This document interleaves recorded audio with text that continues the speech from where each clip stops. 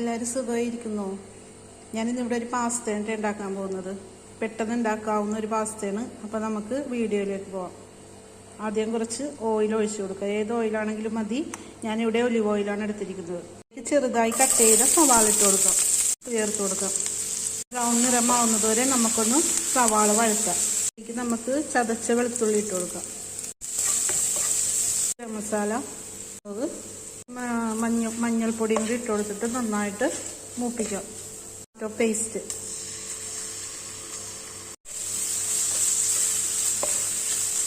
വെള്ളം ഒഴിച്ച് കൊടുക്കാം.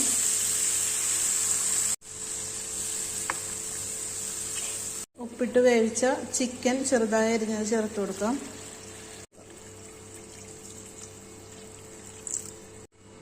ഉപ്പിട്ട് വേവിച്ച് വെച്ച മക്രോണിയെ ചേർത്ത് കൊടുക്കാം.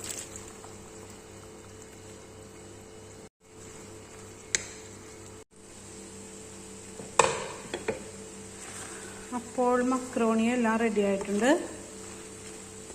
ഇനി നമുക്കിത് ചൂടോടുകൂടി തന്നെ കഴിക്കാം. കുട്ടികൾക്കൊക്കെ ഒരുപാട് ഇഷ്ടപ്പെടുന്ന സാധനമാണ്. പെട്ടെന്ന് തന്നെ റെഡിയായി കിട്ടുകയും ചെയ്യും. അപ്പോൾ എല്ലാവരും ഒന്ന് ട്രൈ ചെയ്ത് നോക്കി അഭിപ്രായം പറയണേ.